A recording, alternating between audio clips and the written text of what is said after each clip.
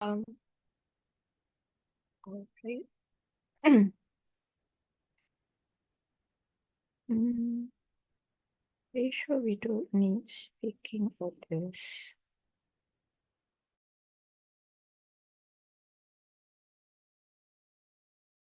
Your speaking orders, that'd be great as well. Let me just check. Yeah, it's just valid. All right. All right. Oh, just wait.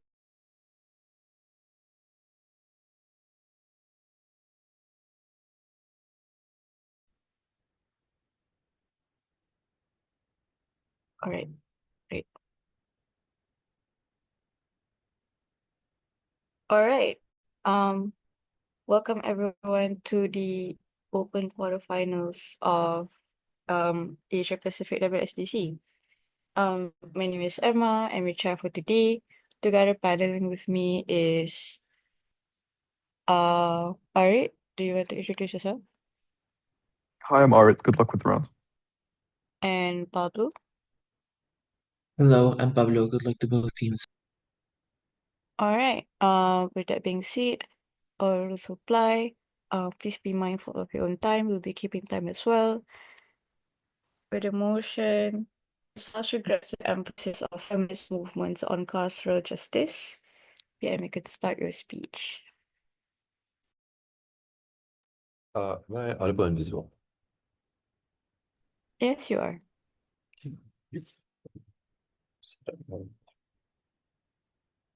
Pronunciation, POIs.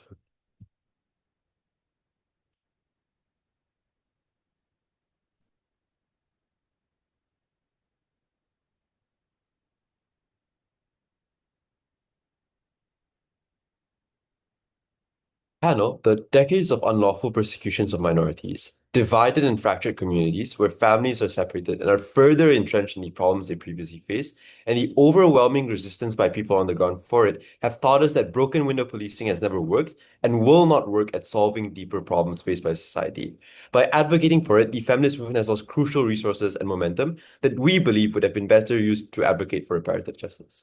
Few points to start with that. Firstly, what does the wool and prop look like? I think our counterfactual is pretty clear. We advocate for survivor support, social housing, and other things like counseling for victims of rape or sexual assault, fundraising and financial assistance for those trapped in or escaping from abusive situations, and establishing and maintaining shelters, safe houses for women. We also advocate for things like community security or increased community security, focusing on the causes of violence against women or focusing on a victim-based view rather than one that punishes offenders overwhelmingly. This looks like establishing neighborhood watches, organizing campaigns and talks to educate women about noticing red flags of abuse or financial independence. Note that the feminist movement under opposition cannot do this or they cannot co-opt this on their side of the house to the same degree because they only have so much resources. They inherently have to defend a strong emphasis on carceral justice and deprioritize efforts towards all else, like the policies you mentioned. Secondly, what does the world in opposition look like? I think that looks like advocating for the building and enforcement of more prisons, extreme forms of carceral support, and calling for more and severe and or harsher forms of punishment on offenders, like having the death penalty or having corporal punishment and life sentences. All these things would be publicly celebrated and endorsed by families under opposition, because if they want to claim the greatest extent of their benefits, they would have to engage in the harder stance or support these things to the greatest extent in order to materialize these things. Note two things here. First, that advocacy for this would likely to be uniform and not just for gender-based crimes like femicide. For example, drug crimes and robbery would also face more severe punishments or more severe enforcement due to the natural push for this. It will also just naturally happen as you endorse the refinement of the criminal justice system, and punishment for crime would toughen across the board. And opposition cannot fiat law enforcement reform in this debate. Law enforcement in many countries tend to be discriminatory and in many cases corrupt, especially towards minorities. They do not have the willpower to fix these things. These are government problems. They have to sacrifice a lot of resources if they also want to advocate for this reform. Two arguments then. Firstly, on how carceral justice is ineffective at resolving societal problems for women. We have a few reasons why carceral justice is ineffective. The first is that laws and policies cannot be enforced efficiently. The members of law enforcement responsible for detaining assailants are members of the public themselves, and they likely also buy into misogynistic and patriarchal ideals that don't handle sexual assault cases responsibly. And they're more likely to just brush off or shame the women who report these crimes towards the law enforcement. And even if the case is treated seriously and the assailant is brought to court, the judge is unlikely to rule in favor of the victim because sexual assault generally has a high burden of proof, and the judges are also biased against women. Because she's likely to lose in the court case, she does not get the justice and solace that carceral feminism promises regardless. And because there is a perception that you will continue to lose cases, no matter how easy it is to put people like in court, the idea that you will still lose the case means you will still not report things and the problem still persists. But secondly, law enforcement also tends to be discriminatory and targets minorities. Even assuming law enforcement is effective, the main victims tend to overwhelmingly be minority groups because bias towards small groups cause them to be persecuted way more than majority groups, and oftentimes it's even when they're innocent. And finally, even in the best case of opposition, the inherent nature of carceral justice is that it destroys communities and families when community pillars and breadwinners are sent to prison. This destabilizes familial structures, fractures communities, and only breeds more violence and suffering as members in the community still continue to take their anger and suffering out on women and children who are still defenseless. The root problems are not solved, they're made more severe. Why then would carceral justice deepen the societal trends that lead to harm against women? Societal problems against women are often a result of much deeper trends within communities. Changing the severity of punishment won't solve them and could end up making them worse. We think the focus should be on protection or on the victims themselves then. The problems that cause the violence or discrimination against women tend to be a few things.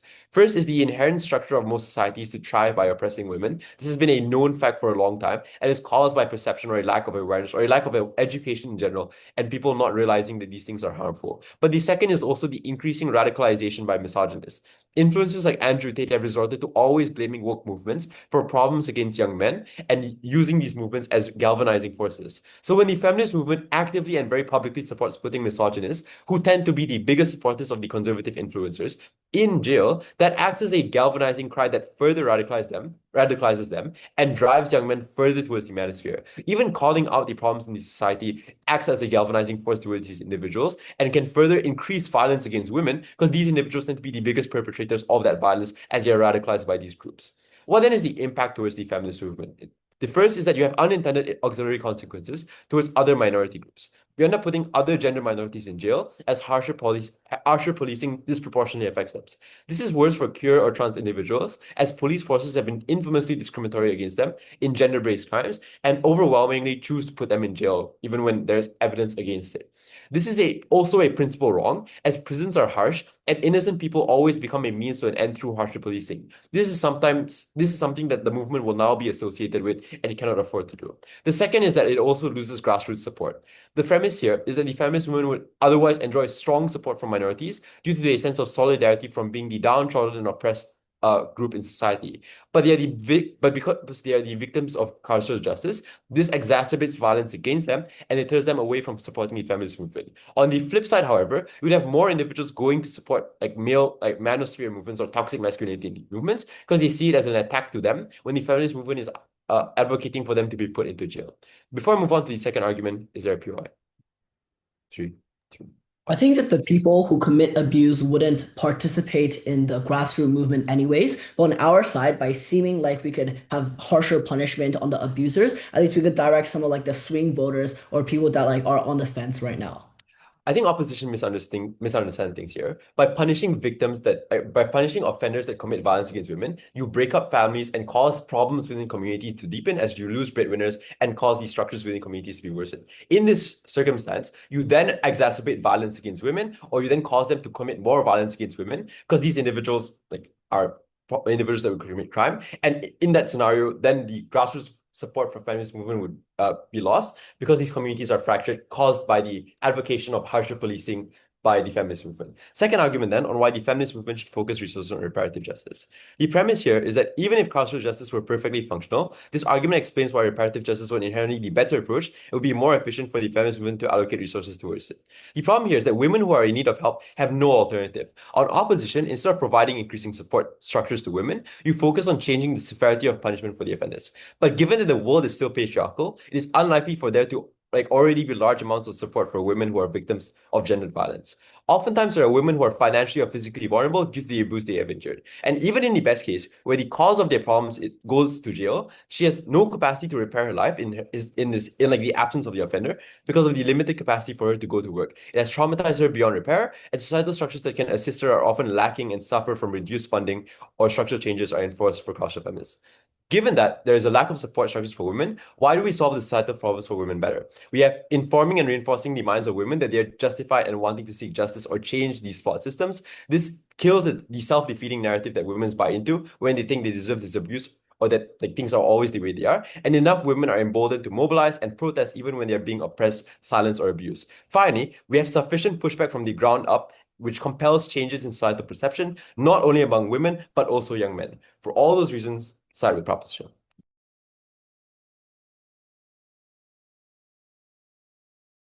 All right, thank you first prop for that speech. Can we get first opposition?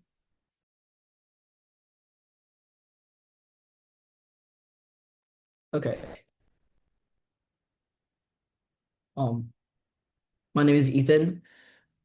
My pronouns are he, him. POI is verbally. All right.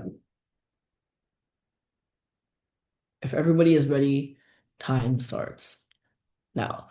Every protection survivors rely on, like the arrest, the restraining order, the sentence, only works if we're willing to use it. Regret is the first step toward restraint, and restraint is what abusers account on.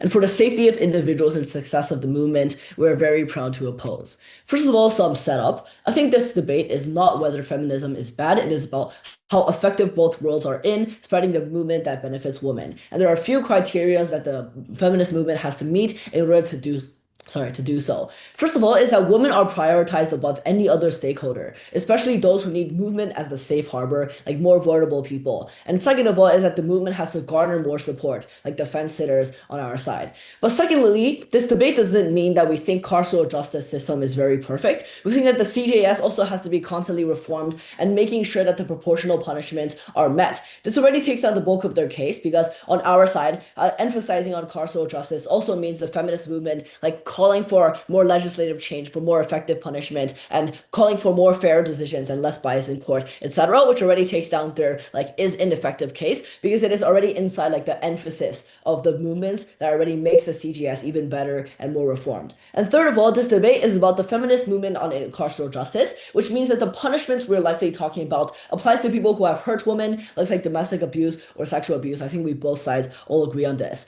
Let's go some refutations before my substantives. First of all, is about their model. I think they talk about like housing for people of rape, like community security, focusing on victims and causes of rape, like POI. red flags. I think two reasons why we could co-opt this.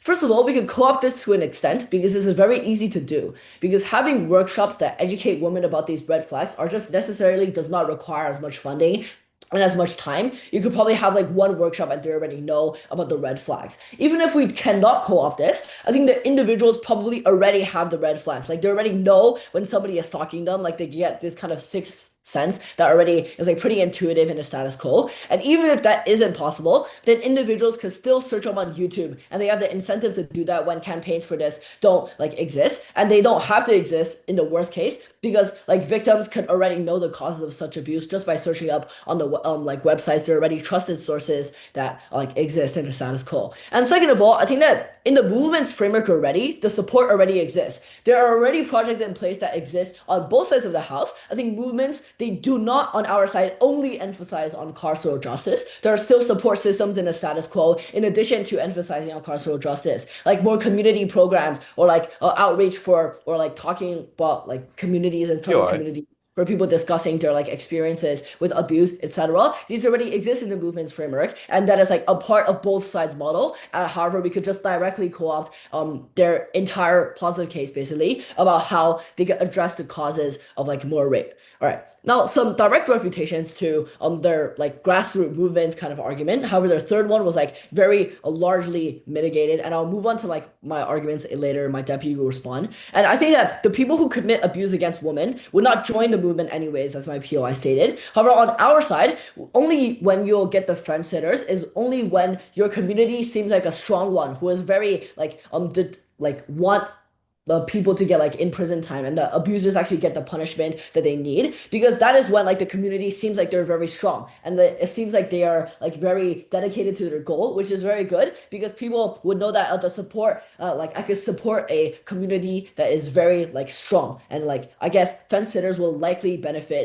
from that and will join a movement that seems harder on crime than is softer on crime. But let me move on to my arguments, which will also create some You're right. rebuttals. I think argument one then is about carceral justice and why it's necessary to break the structural violence against women. I think without carceral justice, violence against women remains socially condemned but materially unchecked. There's three ways in which this manifests. First of all, is that the political will erode because enforcement of existing laws depends on the funding and training and prosecutorial focus and police discretion, right? When leading advocacy movements, they signal that carceral responses are morally suspect and institutions will deprioritize these cases. This means that there will be fewer arrests, fewer prosecution, even in the high-risk situations, and the problems that Prop outlines will be even worse. Second of all, is that laws protect people not because they exist, but because society believes that they should be used. Their side reframes incarceration and arrest and sentencing as overreactions rather than the necessary safeguards for women. This makes actors like police and judges and social workers more hesitant to actually intervene decisively, and even like having more bias against women,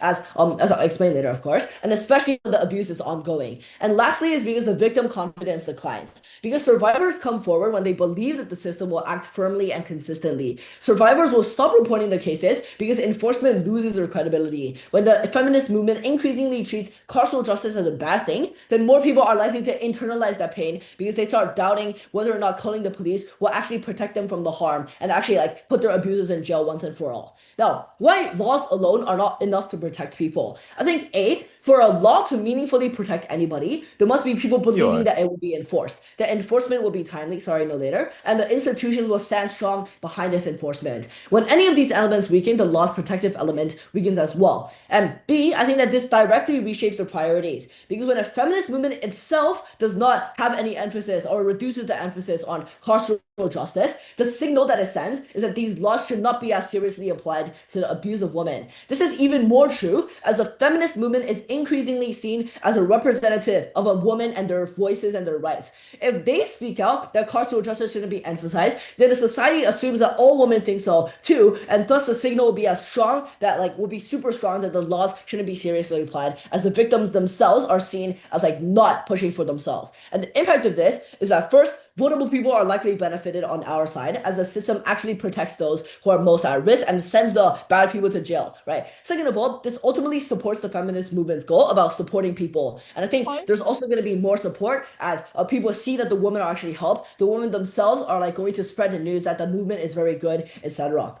And lastly, I think the feminist movement has less support on their side because they are seen as not supporting their own followers and not caring about like this kind of abuse like directly. Before starting an argument, of course, pure. There's a large time gap between advocating for harsher punishment and getting the forms of reform you want. In that time frame, wouldn't it be more strategic to increase support structures for women since there's a lack of them now? No, I think that on our side, like there, as I explained, there's already like the same kind of model on both sides where like this kind of workshops already exist, right? This is what the movement is doing in the status quo already, in addition to carceral like justice. I think we could co-opt like any of the positive case on your side. Argument two, why it is principally correct for us to prioritize the victims.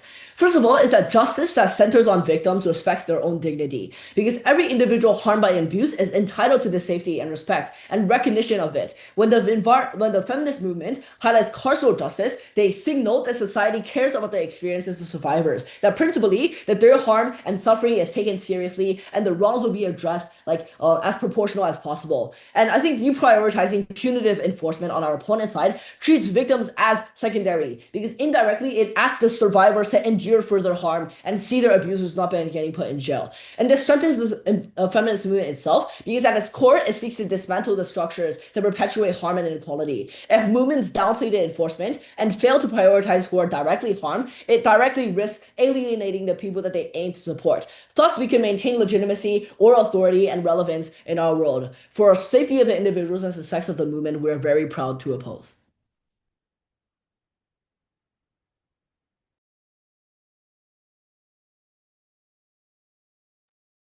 All right, thank you, first opposition. Can we get second proposition?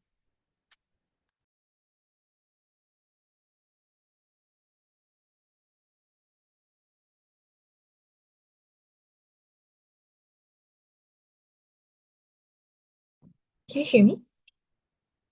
Yep. Right, thank you. So let me start my timer.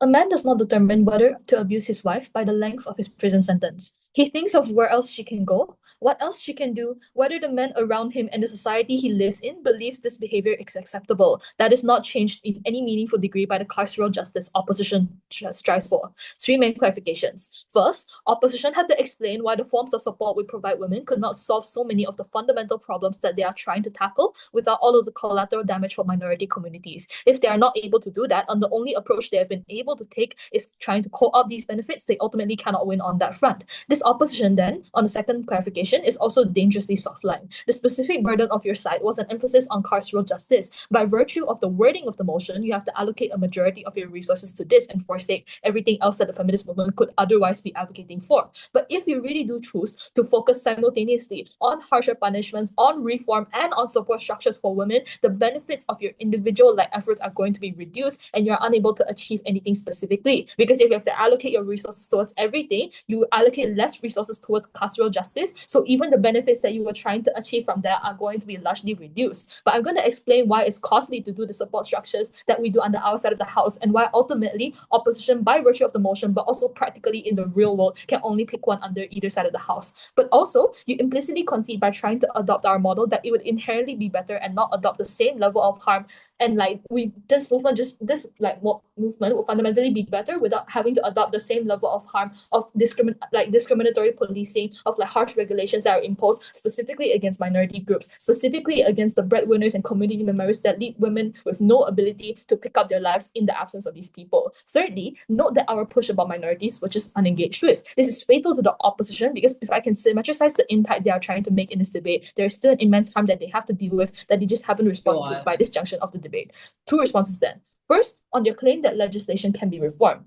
The problems with the criminal justice system now at this junction are not that the legislation is inherently terrible. It is because the enforcement of this law was something that was done by patriarchal members of society, still with the strong mindset that women still belong as homemakers, that their abuse is justified because they only exist as secondary members of society as opposed to men. It is already codified into statute in most nations that you cannot beat or assault your wife. The cop that goes to your house for the wellness check does not believe that to be true and would rather leave the moment he is told nothing is wrong. That was the specific burden that we were trying to explain to you as to why the enforcement of things in terms of carceral feminism or carceral justice will not be effective, because harsher sentencing does not apply when a majority of society still doesn't believe there was anything inherently wrong with these forms of violence being perpetrated against women in the first place. But even if you wanted legislative reform, this is something that is co-optable because it deals with perceived inequalities. Your specific burden was the advocacy for harsher punishment. If you want to talk about legislative reform, that was something that we could ultimately do in the long term under our side of the house as well, when we are able to change mindsets from the ground up, as opposed to hoping for the criminal justice system to actually change the minds of people, when policing is just something that leaves a bad taste in most people's mouths, when even the left doesn't like excessive policing, when the men are able to weaponize this as a rallying cry for young men to be radicalized on your side of the house. Those are the reasons why we told you policing was just something that was not the correct approach to be taking for how you should go about feminism. But secondly, on them trying to co-opt our model, I think that opposition is lying. There's a high upfront cost to start things like domestic violence shelters or education programs, or just smaller societies where women are able to work for money and stay financially independent even in the absence of their husbands. Because you actually, one, have to enact this on a large scale for it to be effective. Your movement cannot physically do all of this at once. And two, if you are balancing this in terms of being able to do carceral justice as well, your ability to do carceral justice is reduced, and your ability to make sure that these things can be enacted on a large scale and to the most effective degree for a lot of women is also severely reduced. Also then lies that women can just intuitively know that they're being abused. If women intuitively knew they were being abused, they would already be advocating for ground-up change. Your model is still unnecessary in that regard. But lastly, and most importantly, the model that opposition is trying to co-opt also doesn't help women on the ground whose like husbands or breadwinners are going to jail because of abuse reach out for financial support from their sisters. It still doesn't help them or empower them to realize that there's ultimately still a way that they can pick up the pieces of their lives even after the abuse that they have faced and after they struggle, even in the absence of these people who are supposed to be protecting them and supposed to be their partners. Ultimately, that was still something that only we were able to prove to you. On to the extension then, explaining further on why reparative justice was always going to be fundamentally better. Before that, the POI. Go.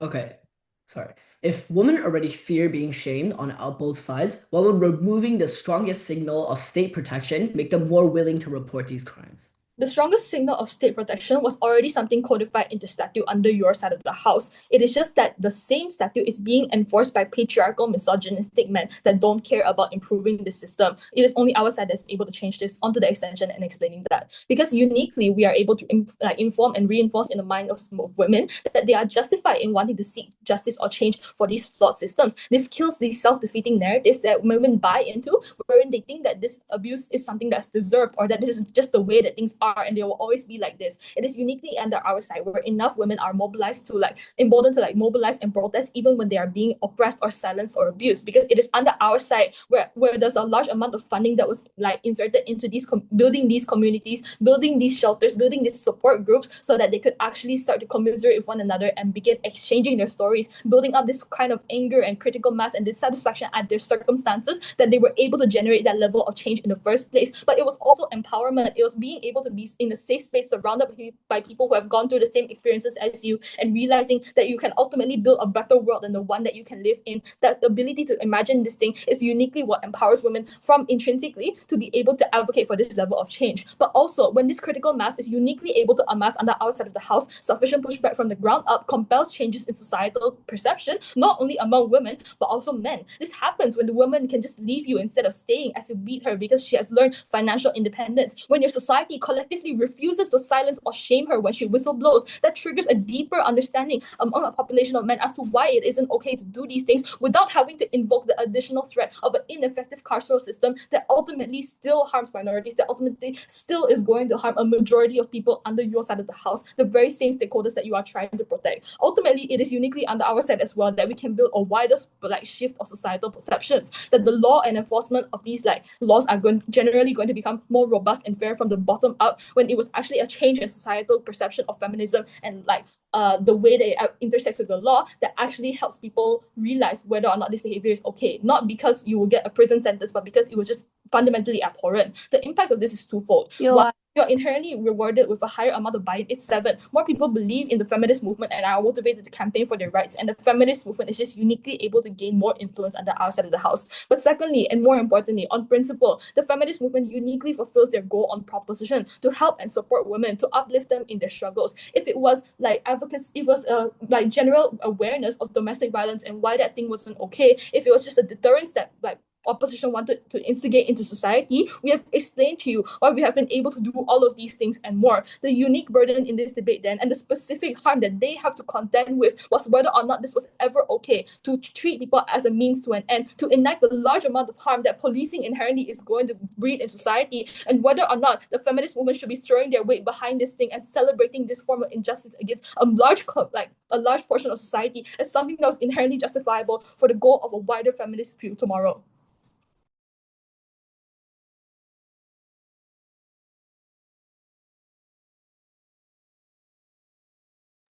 All right, thank you. Second proposition. Can I get second opposition speaker?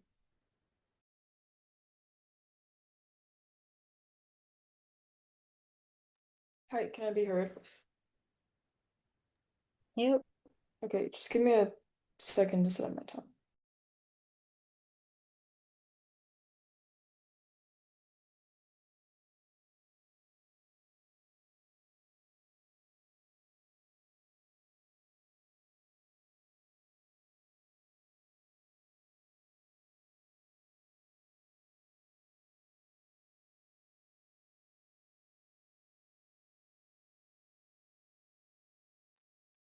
Okay.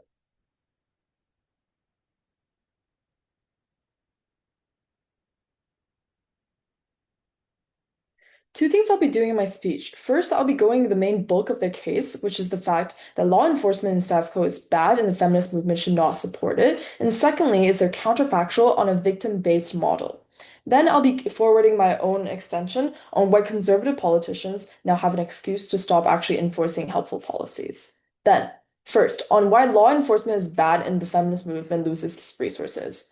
We've made it very clear from the get-go that we're not supporting bad law enforcement in a bad criminal justice system, right? We're supporting the emphasis in carceral justice, and this process includes improving the laws, changing it so that it doesn't actively harm the feminist movement itself. When they tell us that in many conservative nations, victims are already not prioritized and minorities are disproportionately prosecuted, these are the exact types of problems we solve through pressure from the movement. And we think that the feminist movement does have capacity to do so because it has the critical mass, but more importantly, they have the incentive to do so, especially when their own reputation and support is at risk when they support systems that are so screwed up as You they are. claim it is. This also means that we uniquely provide the direct solvency to this bigger issue, and they do not. Secondly, they tell us that we perpetuate crime by fracturing familial structures. Two responses to this. First of all, support structures for these broken up families exist in status quo,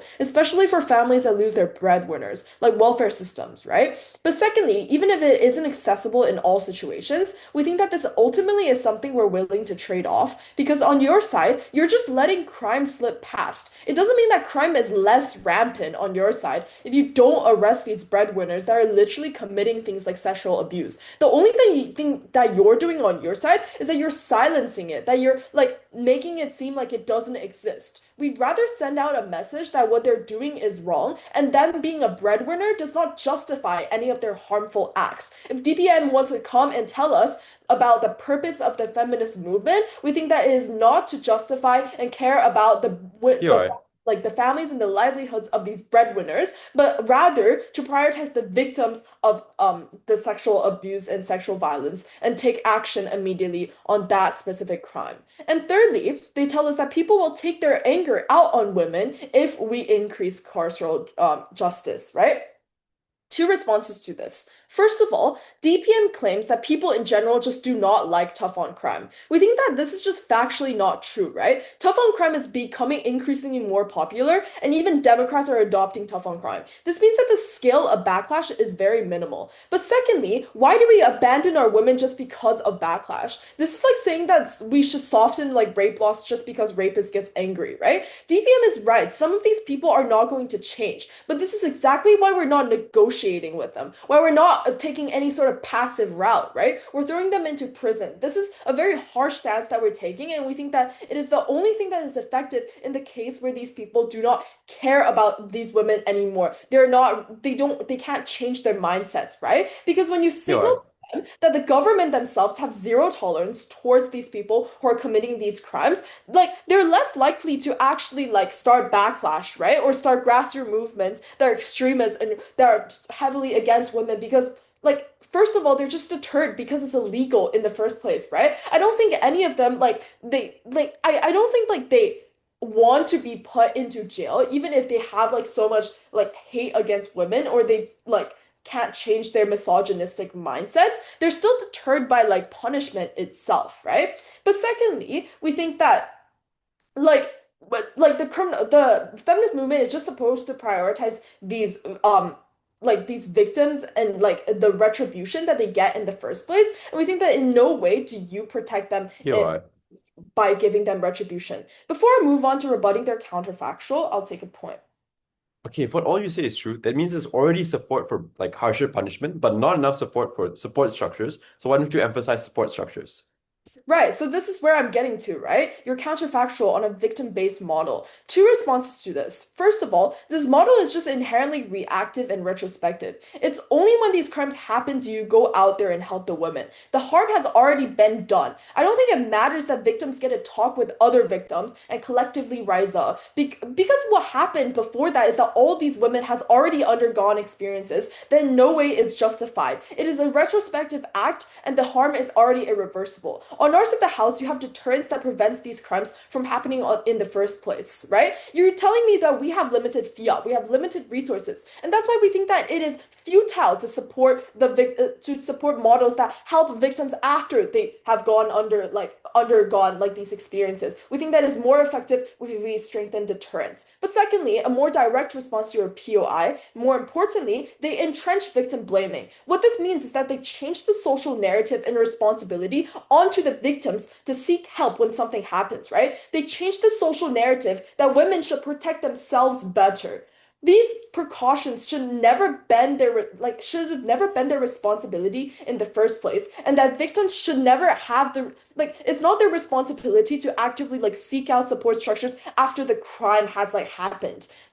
We think that the negative impact here is that it lowers the accountability placed on perpetrators, because the discourse shifts from why did he commit the crime to why did she not protect herself, or why isn't she seeking out the support structures that we are providing her. This reframes the assault as a failure of the prevention on the victim's part rather than the failure of the perpetrator. We think that the social narrative is exactly what we're going against on our side of the house.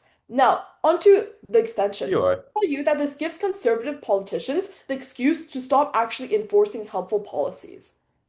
Having explained why victim blaming happens and why this changes the social narrative, we tell you that the people taking advantage of this narrative are conservative leaders and are politicians who right now do not want to spend resources on the feminist movement as a whole, but they do not actively want to shut the movement down because of political incentives. So what do they do in this case, right?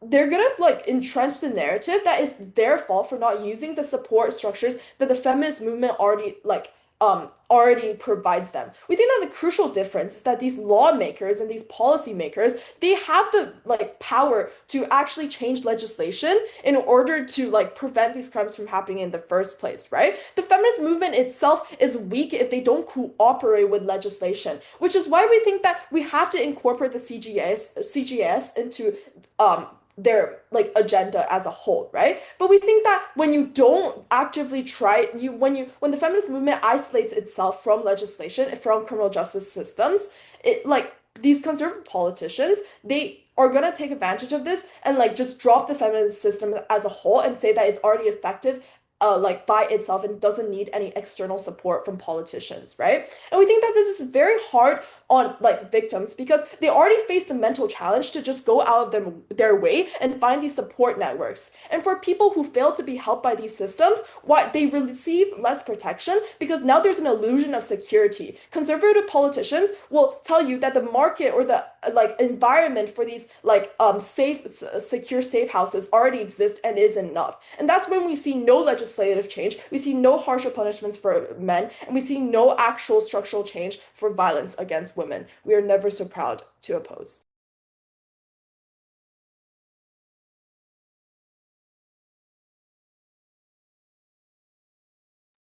All right, thank you, second opposition speaker. Can we get third proposition?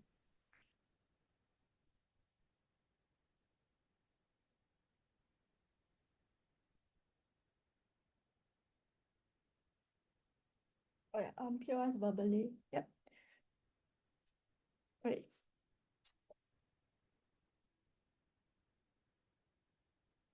Maybe the side of opposition works. Maybe all the court processes goes well. Maybe they really do catch the abusers. But what happens after that? Because they never illustrate what happens after that. The woman doesn't have financial independence. They don't have any support groups to support them to continue on with their life. So what actually happens under their side is you get worse mechanisms and the present for the people who are actually being abused. We don't think that's something we should stand for. The first thing to do in this speech is just resolve this entire debacle if they can call up this or not. There are three reasons why they cannot. The first is that the feminist movement has limited resources, but here are two additional reasons why they can't. The second one is that they are just high cost. So the debate also exists in a global world schools context. So the amount of resources they claim they have only have as much as they claim only if it exists in a Western context. So given that the debate happens globally, most feminist movements in developing countries don't have as much resources. We don't think they can do this. But lastly, this requires sustaining costs. For example, domestic violence shelters requires costs to continue their upkeeping, and education programs need to hire teachers or to hire individuals to educate women. We think it's also expensive for this too. But even if they can co-opt this, it is likely that these are all underfunded under their side. They are ignored for the expenses that you need to advocate for carceral justice,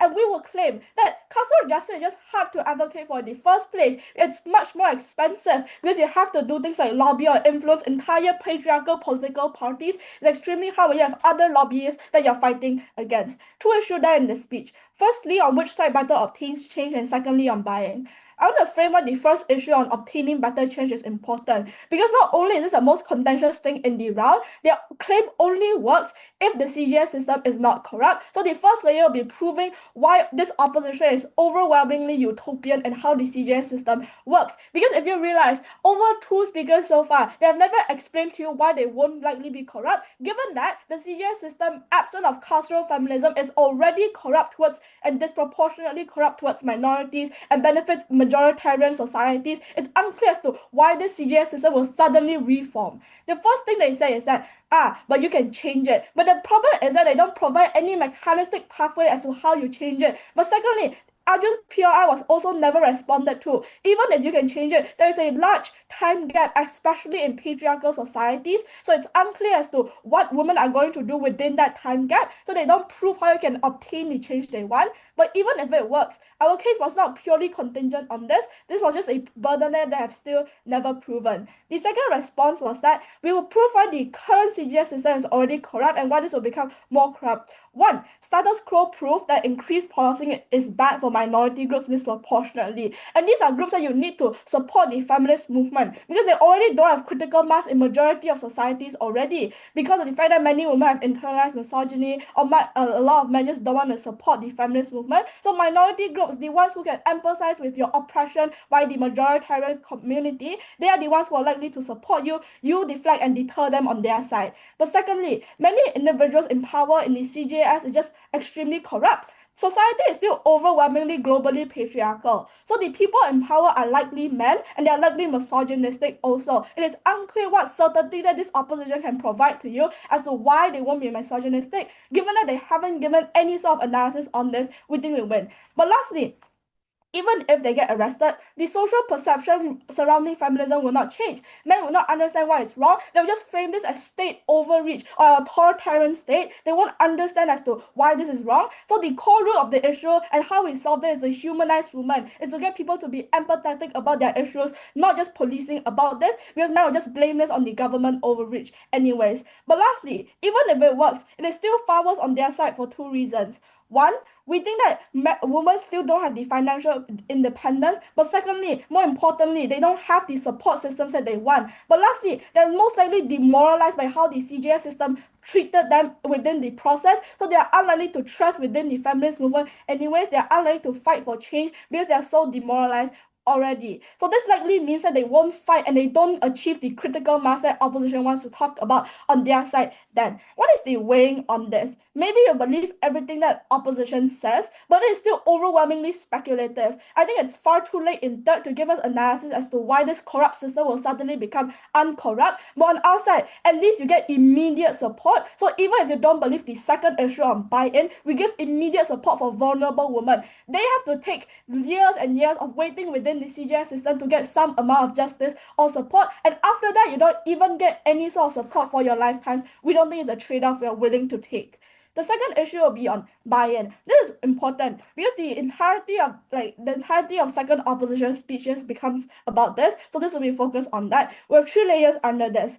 One, the increased policing by opposition is opposed by every single group.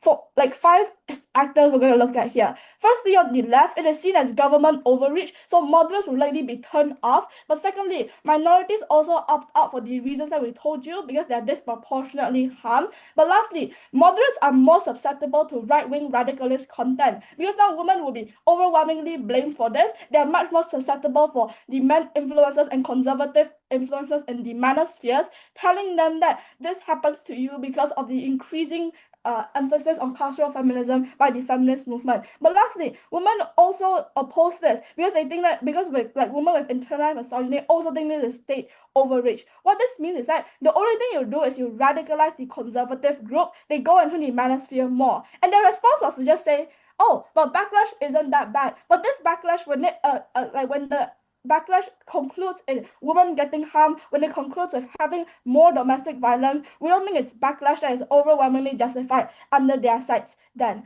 the final response we have is that right-wing groups are already overwhelmingly advocating for tough on crime policies already just so they can target disproportionately minority groups. So it's unclear as to why, when there's already advocacy for carceral like a lot of the tough on crime measures, why the feminist movement feels the need to put all their resources into lobbying groups already when there's already someone doing this. But the second layer onto this is that the critical mass that they assume they have only exists under our side. One, reparative justice is a positive feedback loop, and this is an entire extension that they never responded to because we can do two things under reparative justice.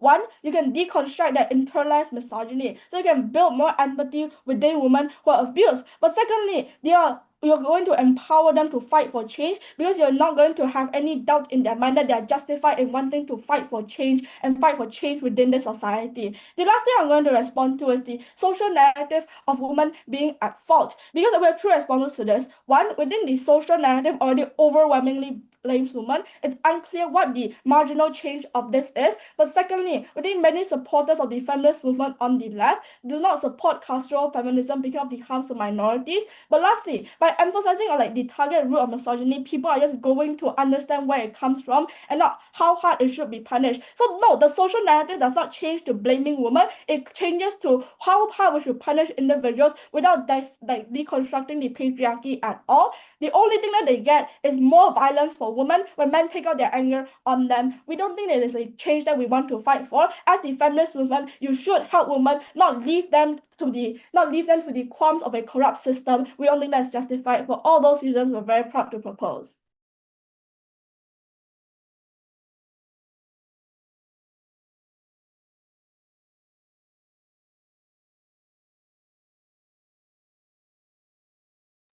All right, thank you. Third proposition. We'll get the third opposition speaker. Hi. Okay, I'll time myself for 8 minutes. So I'll prefer verbal POIs. And opponents ready, punish ready, my time starts now. Judge, the biggest monster in this case is not only the criminals, but maybe, as our opponent have said, the judiciary system. We are taking this case as a very internalized case in our entire argument because we know and acknowledge that the CJS is never perfect. There are so much social norms that are against the women right now, while our opponent's case is actually compromising this, saying that it is okay for us to accept that there's a very bad CJS in our case right now, and we're going to reform it in the future. So actually, when our opponent is talking about this, criminals being in jail and victims finally having their jurisdiction and being saved from this torture of all of these criminals are still out there. Perpetrators can still rape other girls because the CJS is not strong enough. We are the only one who is telling you that we're trying to make the CJS better as hard as quickly as we could.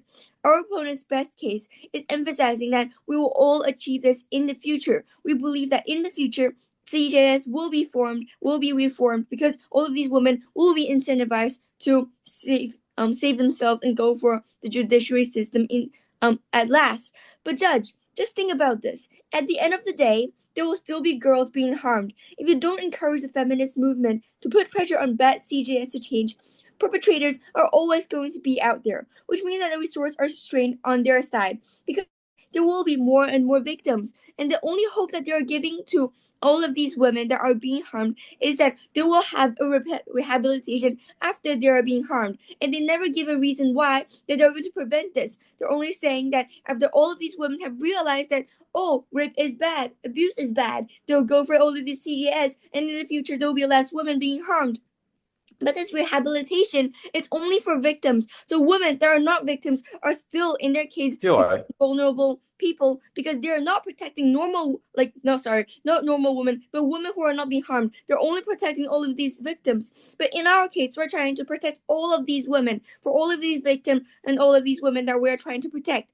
There are three clashes in this debate. The first clash is about the structure of CGS. Our opponents keep on negatively saying that it is so hard for us to change because there will be so much patriarchal society that is saying that men is in power. But in our case, we're trying to say that women will be incentivized to fight for this. And victims' confidence in this structure is something that is so important for us. I'll further elaborate on this right now. Judge, what is the characterization when feminist movements are trying to fight for justice and trying to say that they're supporting CJS? They're going to tell the women that saying, like, giving pamphlets or giving talks in the public society, saying that, look, women, you are being harmed. This is something that you cannot accept. You need to realize that all of these abuses and all of these sexual crimes towards you is not something that you deserve to have. The thing that the person who is really wrong in this case is never you, but actually these people who are perpetrators, who are people who are harming you. And why is this having this difference between all of these rehabilitation centers between women and all of this? Because all of these women are talking to the public. They're talking to not only women but also to these minorities that our opponent says that maybe scapegoats, and also to the men. It may not be so important that the men will immediately realize that what they're doing is so bad, but it's so important for all of these women in the public, while they're not victims, to all know that it's so important to protect themselves, to know that it is so bad for all of these victims, so for all of these perpetrators to harm them, so they will never experience this process, or like having this short process of thinking that, oh my god, am I really the person that should be blamed in this case? Am I really the wrong one? Am I the real one that has been luring this man to harm me? These women will no longer have this thought, and not only the victims are being benefited after they have become victims, but also these women that will realize that, oh my god, I'm not the one that is supposed to be blamed, and they will be incentivized to seek for justice. They will be incentivized to speak out, and that is the largest margin that we are having against our opponent's case, because our opponents is trying to compromise. They're only thinking that, look, in the future all of these issues will be solved, but we are saying that right now we're making the women incentivized to fight for justice, because rape and all of these things is such a hard case, even in societies that are not having discrimination against the women. What we're fighting for is for this. So we believe that this structure of CJS is better in our case. Yes. Your side is reactionary because you focus on the existence of crime being committed first for a policy to be enacted. By focusing on root causes, don't you deal with the problems that affect women in the first place? So you are not facing the root causes as well. You're only telling that women will be protected. Women will not be the one who is blamed. But what about the criminals that are like running all over the places, which may be harming more people? So in cases right now, as our opponent have given this TOI, until my analysis right now, we're in the same case, which is that all of these perpetrators may not be harmed, and all of these women will be knowing that they have this rehabilitation and knowing that they're not the one that's supposed to be blamed. And what is the largest margin right now? Because the criminals will be justified as quickly as possible in our case, because feminist movements will be pressuring the government, will be spreading pamphlets, will be spreading talks, telling the government that all of these cases is not to be compromised. All of these criminals is not the person who can be like running all over the places. And even if that this case may not be achieved in a very short time, all of these women, for all of these judiciary systems, they will be incentivized to speak out. They will go to seek for help. They will wish that this judiciary system will be like justifying for them, and they're also actively trying to fight for themselves. While our opponent's case is never doing so. First of all, women will not be incentivized. Second of all, this victim's confidence will never be being ensured. And second of all, for this effectiveness, actually, my analysis will be proven to you that why we are the one that is more effective in our case. Our opponent just saying that government is so bad, like there will be inherent structure and there will be radicalization. But we're the one that is telling you that after this judiciary system has been reformed, feminist movements are trying to prove to the government that it's so important to solve all of these issues, so that under the government will see its reason to change that why all these enforcement are so important. For example, in India, because there are so many social norms that saying that women are being inferior and all of that, but actually the government do have very robust rules that they just don't implement it because they are afraid of all of these people. But when there are votes, when there is democratic, or the people or the governments are wishing that there won't be too much women, they'll be fighting against it. The government will realize that it is time to applicate all of these robust laws to make sure that thus women will be harmed, because women is never the minorities in this case.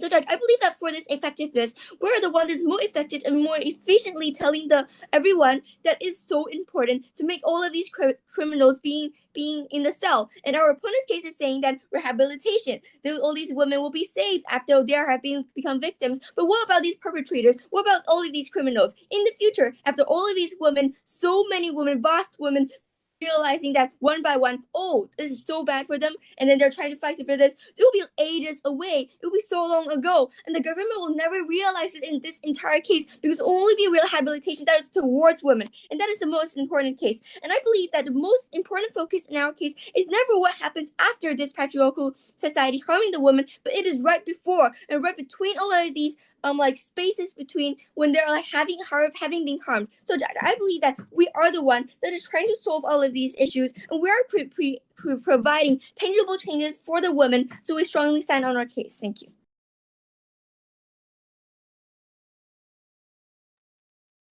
All right, thank you. Third opposition speaker.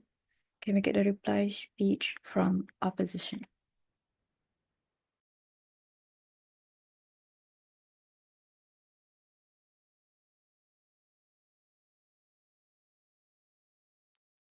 Hi, can I be heard? Yep. Okay, great.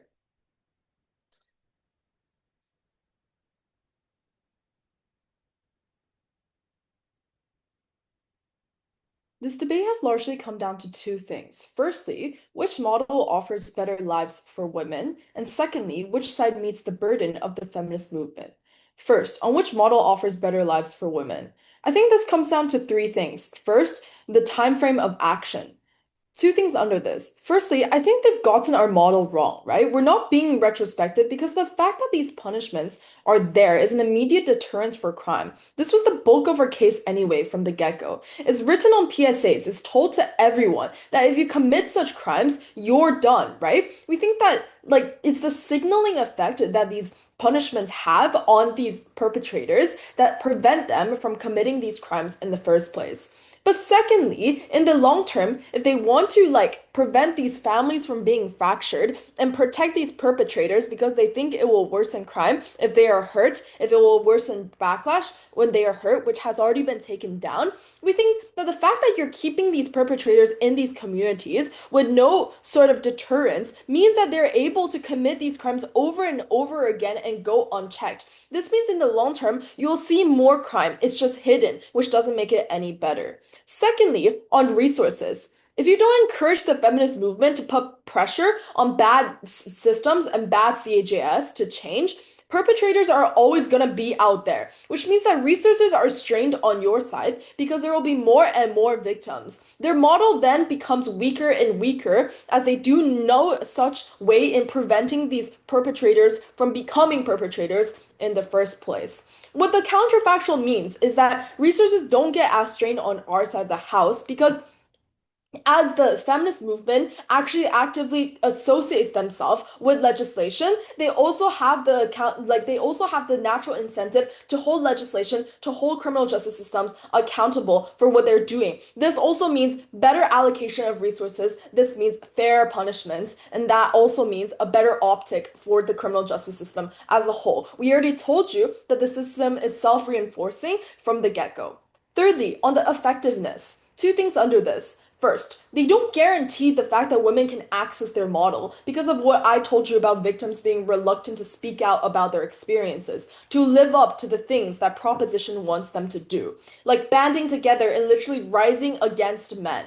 We think that victims who have undergone such traumatic events do not have the capacity to engage in whatever they want them to do so, which means the extent of impact that they have on their side of the house and the scope of like the audience or the victims that they can actually help is very limited from the start. But secondly, however, on our side, we give them a safer environment with a lower burden to meet. It signals to the victims that legislation sides with the victims, and legislation is not going to put pressure on victims to be the only ones who are going to rise up against men, who are the only ones that have the power to hold men accountable. We think that the cooperation between legislation and between the government and the feminist movement as a whole has to happen. This is a point that they do not take down because they do not prove to us why victims and women who belong in the movement have the capacity to actually create the change that they want them to do so. Then, lastly, which side meets the burden of the feminist movement?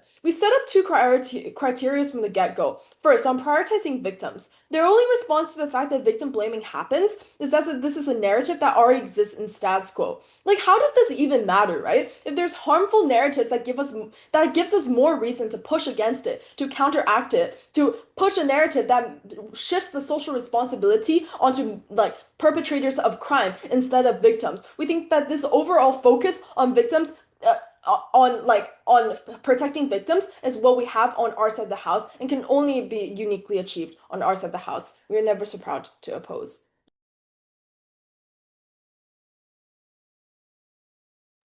All right, thank you. Opposition reply. Can we get the proposition reply to close the debate? Can you hear me? Yep. Thank you. By trying to defend everyone, opposition defends no one. I think they need to reread the motion and look at what they're supposed to defend. Prisons, harsher sentencing, mandatory arresting, increased police. They are not assigned to defend, nor do they bother to prove that the police force that they increase suddenly stops becoming racist and misogynist. For this reason, the lazy response they have been hurling at us all around to run away from their burden already does not stand. I need to call out a few lies, if not for the outcome of the round, then just for my own solace. 3 things. 1, that people like tough on crime. I don't know which nation opposition lives in, where people like more members of society going to jail, likes the breakup of communities and the incarceration of breadwinners that rob women of any financial capacity. Even if we believe them that people like tough on crime now, they won't like it in 5 years when half their family goes to jail. That's the same reason that kills the buy-in for feminist movements under their side of the house, when carceral justice is ultimately something that breaks and fractures communities, the same communities that they are trying so hard to protect. The second thing about retrospective justice. My friend, what do you think the criminal justice system is? Your abuser is also going to jail after they beat you. You were still abused. The harm was still done. This is such a non-issue in the round. Even if you want to claim that this is about deterrence, ultimately the deterrence that you are going to gain is something that's ultimately marginal and not things that we didn't already explain to you we could similarly achieve under our side of the house. Ultimately, the form of justice that you are providing for victims who have already suffered from these forms of abuses are still going to be ultimately symmetrical, and this justice in nature is still going to be retrospective. If that is true and you cannot ultimately stop the rape, like the assault or rape rates from going to zero, that ultimately is still a burden that you have to contend with. Thirdly, this really ridiculous assumption that we are okay with the CJS being messed up and our system condoning rape. We spend the latter half of our case explaining why we teach women to condemn these actions and mindsets, and why uniquely on the outside of the house are we able to garner a wider societal condemnation of things like abuse and rape. That was just something that they didn't bother to engage with, besides explaining that we didn't say any of that. Thirdly, then, on what is symmetrical, the existence of stringent legislation to deal with these things, because enforcement is ineffective not because sentencing isn't harsh enough or because there aren't enough police members. It is because the 10 new members of the law enforcement that you bring in are still racist or misogynistic. That is not something you can change by virtue of your assigned stance by the motion. People under either side were still going to jail for abuse and rape. We also explain why the inherent outcome of them going to jail was still terrible. You concede that there's already momentum to improve law enforcement in general, irrespective of the feminist movement. And ultimately, you can still call out discrimination and bias in law enforcement. That's not about carceral feminism, which is what you're trying to defend. That's about reform, which we're still able to do under our side of the house. But thirdly, and most importantly, there's uniquely a greater urgency and obligation to offer support for women. What is different than three things? One, our approach, because no one in the round listened to Arjun's counterfactual. We talked to you about community security, like establishing neighborhood watches, counseling, fundraising, and financial abuse. None of these things were meaningfully contended with by our opposition. But secondly, and more importantly, what happens to women after their abusers go to jail? Because opposition tries and fails to brush this off. But this is the same stakeholder that they were trying so hard to get justice for. The point at which you explain that women are going to get solace when their abuser goes to jail, you ultimately need to care about what happens to them after that as well. It is uniquely under our side where they were able to get any level of ability to get themselves off their feet. But thirdly, in terms of a reluctance to speak up, if victims don't dare to speak up under proposition, they certainly don't dare to report husbands for their crimes under opposition. Ultimately, the capacity for these abusers to continue perpetrating their crimes because of how unpopular tough on crime is under either side of the house is still something that deters women from being able to report these abuses in the first place, from abusers even being able to get accountability under opposition.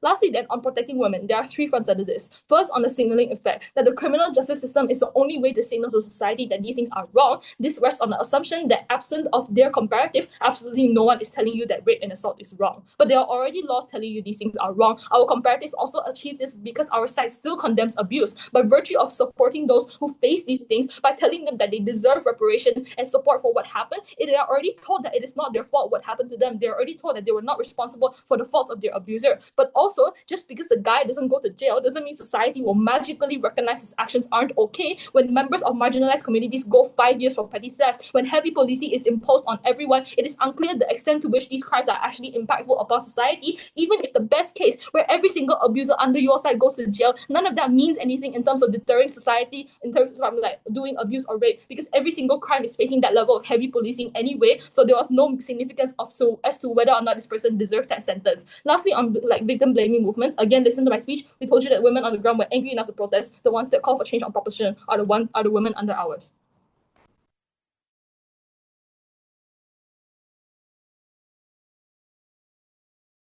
All right, thank you, Proposition Reply, for your speech.